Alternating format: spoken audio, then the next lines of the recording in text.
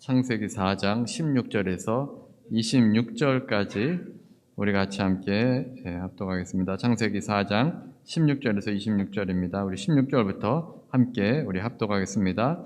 가인이 여호와 앞을 떠나서 에덴 동쪽 놋 땅에 거주하더니 아내와 동침하매 그가 임신하여 에녹을 낳은지라.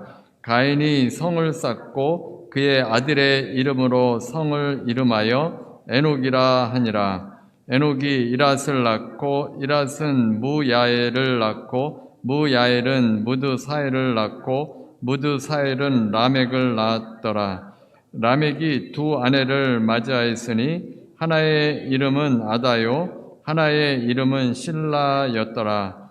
아다는 야발을 낳았으니 그는 장막에 거주하며 가축을 치는 자의 조상이 되었고 그의 아우의 이름은 유발이니 그는 수금과 퉁소를 잡는 모든 자의 조상이 되었으며 실라는 두발가인을 낳았으니 그는 구리와 새로 여러 가지 기구를 만드는 자요 두발가인의 누이는 나아마였더라. 라멕이 아들들에게 이르되 아다와 실라여 내 목소리를 들으라. 라멕의 아내들이여 내 말을 들으라. 나의 상처로 말미암아 내가 사람을 죽였고 나의 상함으로 말미암아 소년을 죽였도다. 가인을 위하여는 벌이 7배일진데 라멕을 위하여는 벌이 77배 이리로다 하였더라. 아담이 다시 자기 아내와 동침하매 그가 아들을 낳아 그의 이름을 셋이라 하였으니 이는 하나님이 내게 가인이 죽인 아벨 대신에 다른 씨를 주셨다 함이며 셋도 아들을 낳고 그의 이름을 에노스라 하였으며 그때의 사람들이 비로소 여호와의 이름을 불렀더라. 아멘. 네, 오늘은 여호와의 앞을 떠나라는 제목의 말씀으로 함께 은혜를 나누겠습니다. 다시 시작할 용기라는 책에 보면 광야에 대한 원어의 설명이 나옵니다. 이 히브리어 원어가 좀 어렵긴 한데 이 광야라는 단어는 알아둘만 합니다. 아마 들어보신 분들도 계실 겁니다. 광야는 원래 사람이 살던 곳도 있었는데 비가 오지 않아서 이제 메마른 땅이 된 곳입니다. 이 광야를 히브리어로는 이 미드바르라고 합니다. 미라는 것과 다바르라는 단어가 합쳐진 단어인데 합쳐져서 미드바르라는 단어가 되었습니다. 미는 어떤 장소에서 비롯됨이라는 뜻입니다.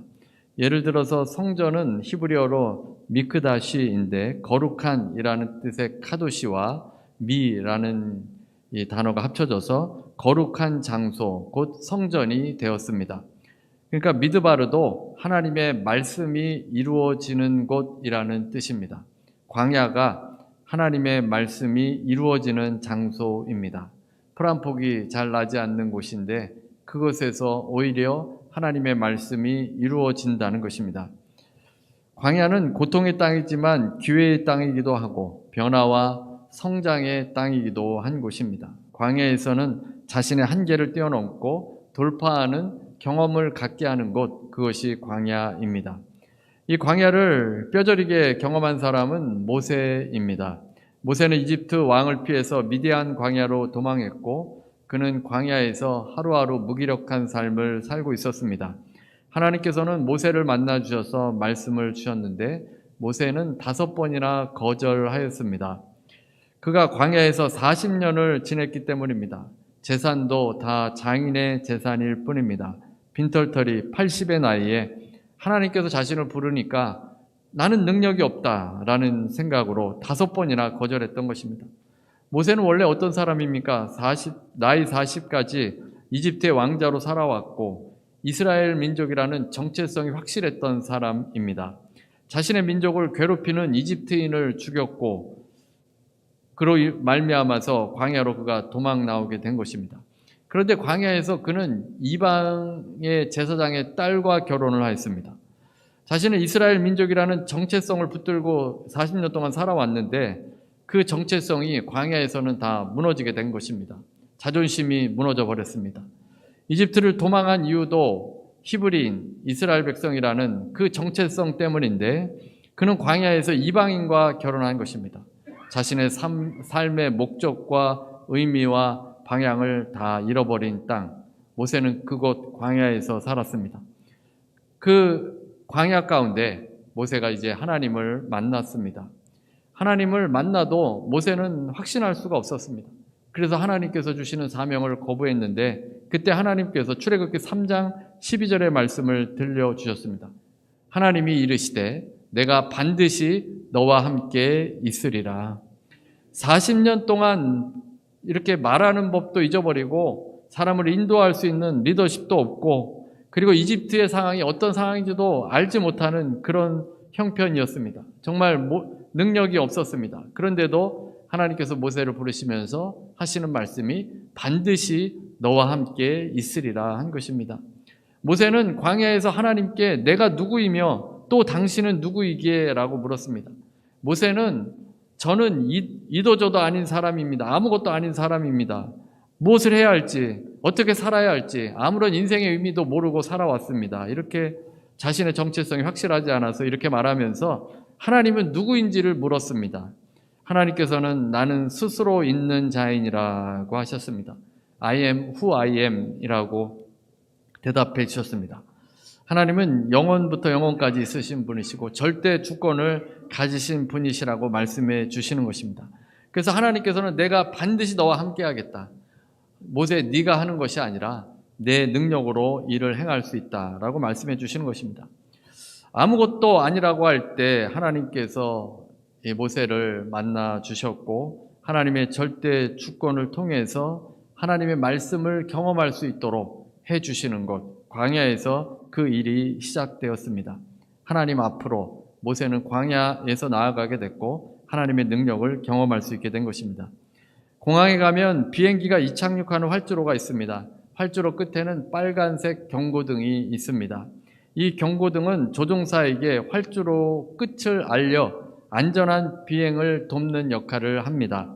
활주로 경고등의 빨간색은 우리가 도로에서 보는 신호등의 빨간색과는 다른 의미가 있습니다. 일반적으로 우리가 도로에서 보는 이제 일반 로컬 도로에서 빨간색이 있으면 멈춰야 합니다. 녹색 등은 앞으로 나아가는 것을 의미합니다. 그런데 활주로에 있는 빨간색 경고등은 멈춰서라는 뜻이 아닙니다. 이제 날아오를 때가 되었음을 알려주는 표시입니다. 광야와 같은 곳은 멈춰서라는 뜻이 아니라 날아오르라는 뜻입니다. 하나님께서 우리 인생의 활주로 끝에 서게 하신 이유는 날아오르도록 하기 위한 것입니다. 광야에서 날아오르도록 주님께서 말씀해 주시는 것입니다. 이 날아오를 때는 힘이 있어야 되는데 그 힘은 하나님이십니다. 하나님 앞으로 나아올 때 힘을 얻고 정체성을 확인하고 우리 인생이 날아오르게 됩니다. 광야에서 절망할 것이 아니라 주님의 역사를 기대해야 합니다. 내가 반드시 너와 함께 하신다라는 말씀을 믿고 모세는 이집트로 가서 이스라엘 백성들을 자유케 하였습니다. 주님께서 함께 하신다. 이 믿음이 있으면 우리 삶에 용기가 생깁니다. 광야는 하나님의 뜻이 이루어지는 곳입니다. 어려움이 있고 아픔이 있고 고난이 올 때 그 광야에서 주님께서 함께 하신다. 이 믿음이 있다면 우리는 어떤 상황 가운데도 날아오를 수 있다는 것입니다. 안전한 곳에서 하나님을 신뢰하게 되는 것이 아닙니다. 광야와 같은 곳, 방황하는 곳에서 주님을 의지하면 주께서 우리 인생에 그 말씀을 이루어질 수 있도록 해 주시는 것입니다. 미드바르에서 다바르가 이루어지도록 해 주십니다. 주님을 믿는 주의 백성들은 이 믿음으로 살아가야 합니다. 창세기 4장에서 죄는 형제를 향한 폭력입니다. 수평적 관계가 깨어지면서 수직적 관계도 깨어지게 됐습니다. 하나님을 떠나는 인간의 모습이 어떤지를 보여주고 있습니다. 아담과 하와는 죄를 짓고 에덴 동산에서 쫓겨나게 되었습니다. 아담과 하와는 첫째 아들을 낳았는데 가인이라고 이름을 지었습니다. 둘째 아들은 아벨입니다. 두 아들을 낳았습니다. 많은 시간이 지나서 가인과 아벨은 제사를 드렸습니다. 하나님께서 아벨과 그 제사는 받아주셨고 가인과 그 제물은 받아주지 않으셨습니다. 가인이 안색이 변하여 동생을 질투하였습니다. 그리고 어느 날 동생을 죽였습니다. 인류 첫 살인입니다. 하나님께서는 죄인인 가인을 부르셨습니다. 가인은 자신이 동생을 지키는 자냐고 되물었습니다. 동생을 죽이고서도 하나님께 잘못했다고 회개하지 않았습니다. 하나님께서 이제 가인에게 벌을 내리셨습니다. 밭을 갈아도 땅이 다시는 효력을 주지 아니할 것이고 땅에서 피하여 유리하는 자가 된다고 했습니다. 그러나 가인은 자신의 형벌이 가혹하다고 했습니다. 오늘 본문 창세기 4장 13절입니다. 가인이 여호와께 아뢰되 내 죄벌이 지기가 너무 무거우니이다. 자신의 처벌이 너무 무겁다고 한 것입니다. 한 생명을 해하고서도 자신에게는 벌이 많다고 한 것입니다. 가인에게 주어진 형벌은 땅이 저주를 받아 농부인 가인에게 다시 경작지의 소산이 없다는 것입니다. 그리고 땅에서 유리하는 자가 되어서 거처가 없이 떠도는 삶을 생활하게 됩니다. 이것도 힘든 것이긴 한데 더 힘든 것이 있습니다. 근본적인 형벌이 있는데 14절입니다.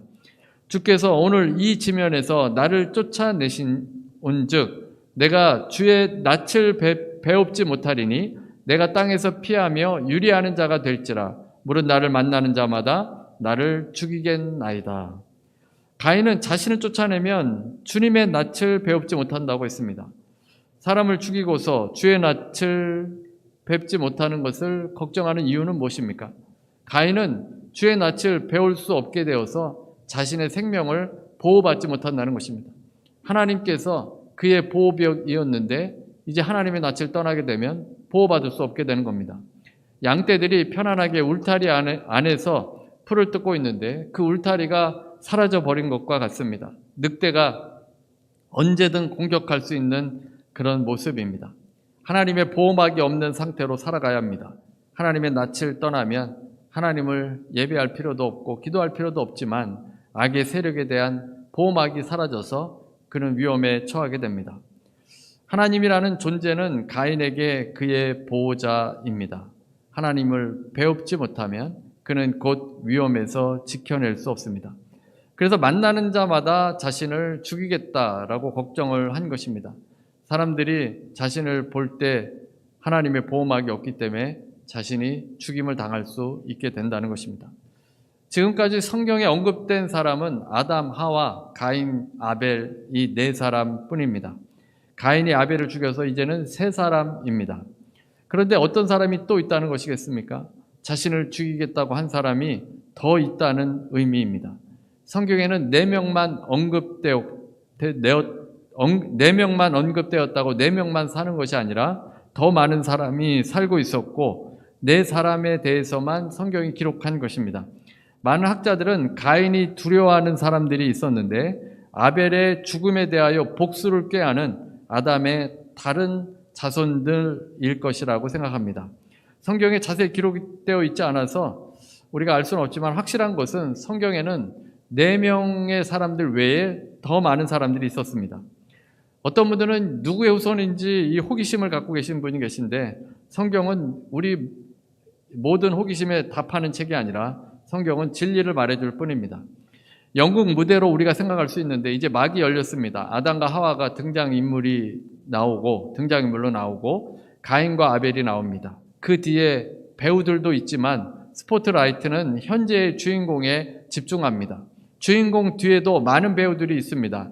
하지만 그들에게는 스포트라이트가 비춰지지 않아서 정체가 드러나지 않는 모습입니다. 이제 하나님께서 15절에 말씀해 주십니다. 15절입니다. 여호와께서 그에게 이르시되 그렇지 아니하다. 가인을 죽이는 자는 벌을 7배나 받으리라 하시고 가인에게 표를 주사 그를 만나는 모든 사람에게 죽임을 면하게 하시니라. 가인에게 표를 주어서 그를 만나는 자는 벌이 7배나 한다고 했습니다. 그러니까 벌을 7배나 한다기보다는 절대 가인을 죽이지 말라고 한 것입니다. 가인의 표가 문신이나 머리 모양 같은 것이 아니었는가 이렇게 학자들은 추측을 합니다. 정확히 알 수는 없지만 가인을 해하려는 자에게 하나님의 특별한 보호가 있다는 증표를 갖고 살아가도록 해준 것입니다. 가인은 죄인인데 왜 보호해 주십니까? 이 표는 하나님의 용서와 자비의 표입니다.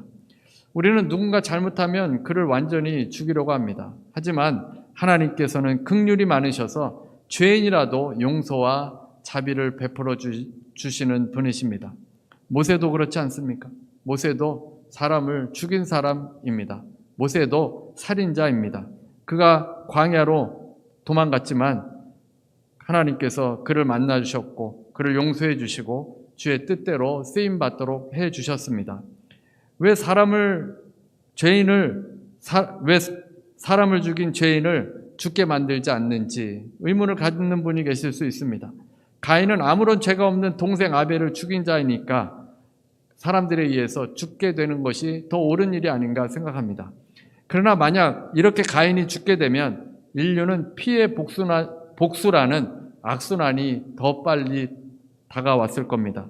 무분별한 보복이 일어나서 인류는 서로 죽고 죽이는 전쟁 가운데 살게 됩니다. 어떤 명분이라도 인간이 같은 인간을 죽일 권리를 갖지 못하게 하신 것입니다. 오늘날에도 우리가 원한이 있다고 누군가를 죽일 수 없습니다.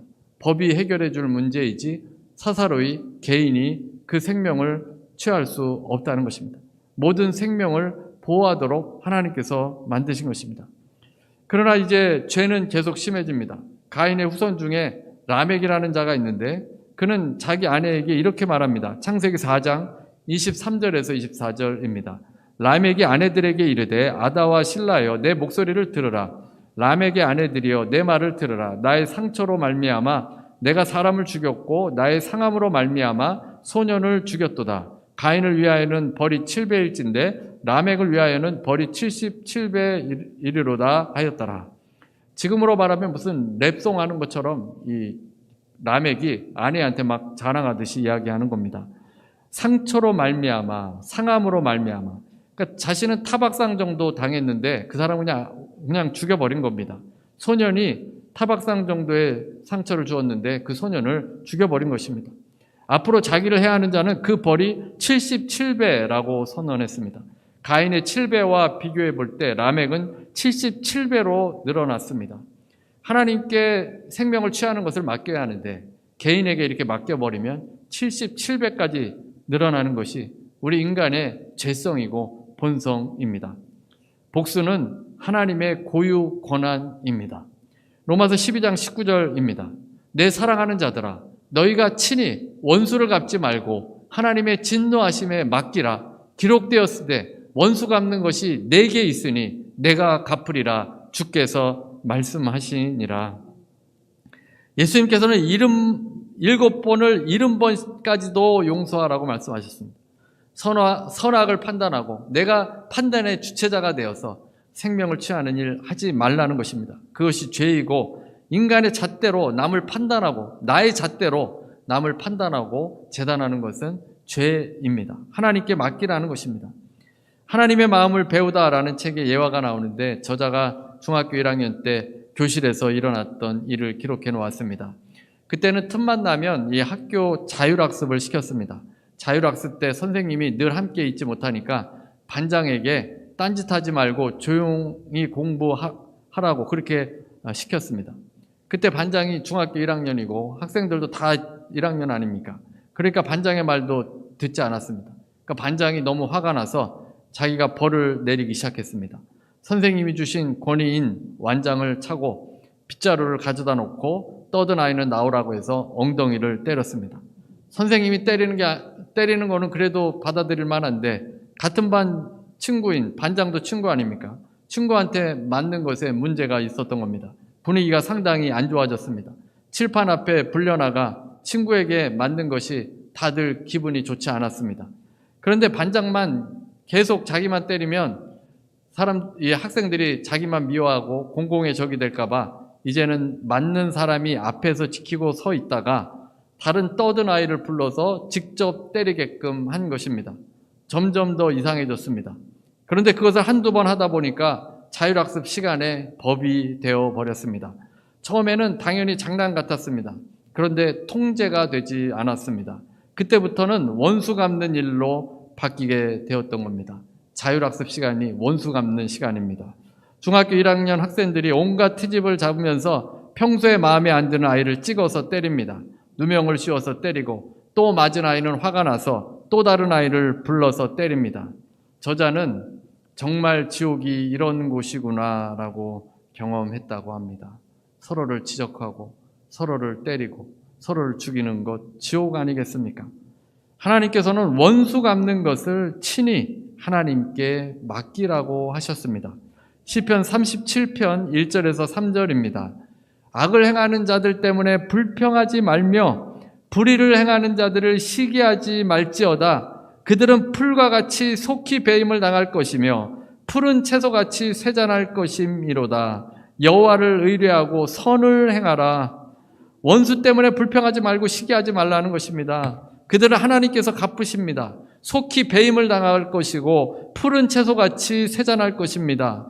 하나님의 자녀들은 하나님을 의뢰하고 단지 선을 행해야 합니다. 하나님께 맡기고 하나님을 신뢰해야 합니다.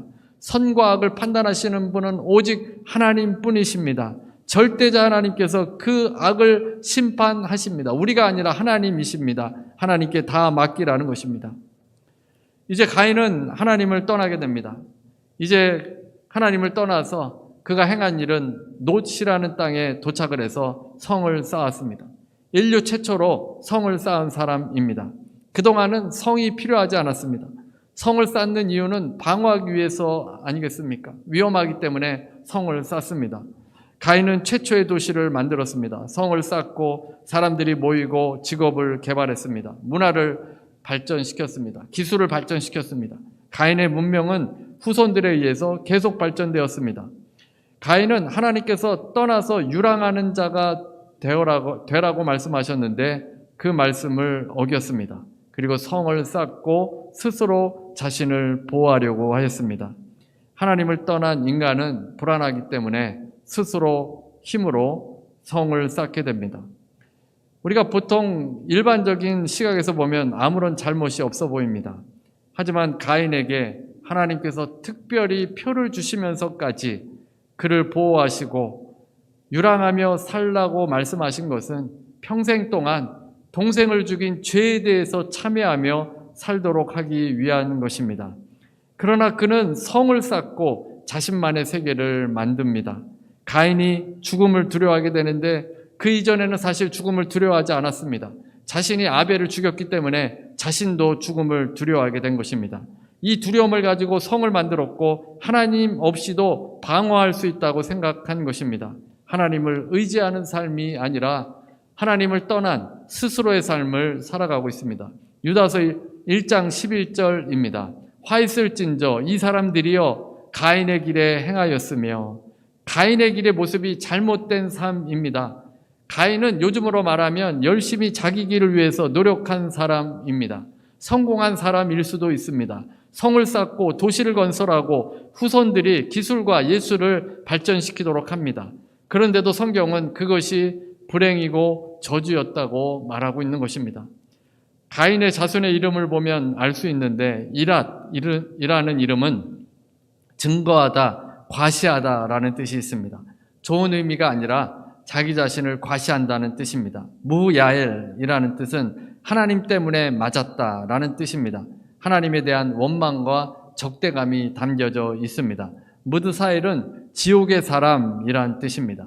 자녀의 이름을 이렇게 지은 이유는 하나님에 대한 반항과 적의를 드러내기 위함입니다. 라멕은 나는 강하다라는 뜻입니다. 하나님을 떠난 인간의 교만하고 하나님에 대한 적의를 가인의 후손들을 통해서 볼 수 있습니다. 가인은 하나님의 징계를 받아 광야와 같은 곳을 유랑하며 살아야만 했던 것입니다. 의지할 데 없는 곳에서 죄를 참회하고 하나님을 생각하고 회개한다면 하나님께서 또 일정 기간 시간이 지나면 그를 다시 돌아오게 해 주셨을 겁니다. 그러나 그는 끝내 하나님의 말씀을 거역하고 놋 땅에 거주하고 성을 짓고 하나님의 낯을 피하여 살아갑니다. 그 사회는 문명은 발달을 이루었지만 하나님 안에 서로 사랑하고 인격적인 행복한 삶은 살지 못했습니다. 오늘 우리도 광야로 내몰릴 때가 있습니다. 광야는 결코 절망의 땅이 아닙니다. 그것은 하나님의 말씀이 이루어지는 장소입니다. 하나님을 붙들고 기도하는 주의 백성들에게 주께서 선하신 뜻을 향하여 나아가도록 인도해 주실 것입니다. 빨간불이 멈추라는 사인이 아니라 하나님을 의지하고 날아오르라는 사인입니다.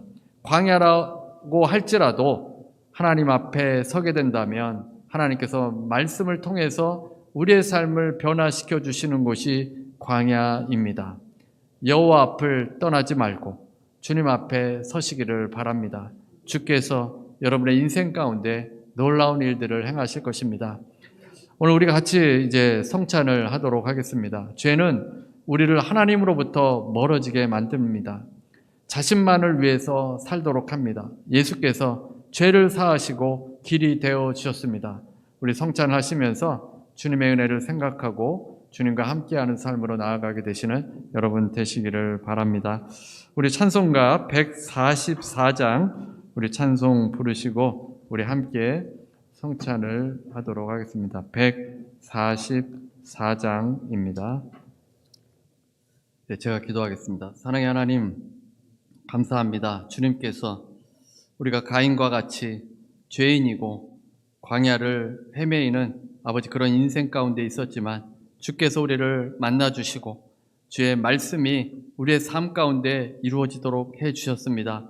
예수 그리스도의 그 십자가로 인해서 하나님 우리가 그 모든 은혜를 받은 사람들입니다. 아버지 늘 주님 앞에 매일 주님 앞에 설 수 있게 하셔서 주님이 우리의 방패가 되어주시고 주님이 우리의 힘이 되어주셔서 하나님 우리 인생 한 번뿐인 인생 가운데 아버지 주님께 쓰임받는 귀한 인생들로 살아가도록 도와주옵소서. 아버지 지체들을 위해서 기도합니다. 병으로 고통당하는 지체, 또 문제로 아버지 어려움을 당하는 지체들 있습니다. 광야라 할지라도 아버지 날아오르게 되는 역사가 일어날 줄로 믿습니다. 아버지 아파 고통당하는 지체들 만져주시고 예수의 그 보혈로 만져주셔서 회복되게 하여 주시고 치료 안 받게 도와주옵소서. 예수 이름으로 명하노니 모든 병만은 떠나갈지어다. 예수 이름으로 명하노니 팔다리 모든 통증은 예수 이름으로 명하노니 떠나갈지어다. 온전히 회복될지어다. 예수 이름으로 명하노니 심장은 강건하게 될지어다. 불면증은 예수 이름으로 명하노니 떠나갈지어다. 하나님 강건하게 해주옵시고 아버지 이 땅에 살아가는 동안 하나님께 쓰임받고 선을 행하는 온전한 삶으로 나아갈 수 있게 해주옵소서. 하나님 또 여러 가지 문제들이 있습니까? 아버지 다 주님 앞에 내려놓습니다. 주님께서 함께 해주셔서 아버지 주님의 때에 합력하여 선을 이루어주는 놀라운 역사들 일어나도록 주여 도와주시옵소서. 지금은 우리 주 예수 그리스도의 무한하신 은혜와 아버지 하나님의 극진하신 사랑과 보혜사 성령님의 교통하시고 내주하시고 충만케 하심이 오늘 함께 예배드리는 모든 성도들 위에 개인 가정 일터 위에 광야 가운데도 주님 앞에 서는 모든 주의 백성들 위에 지금부터 영원토록 함께 있을지어다.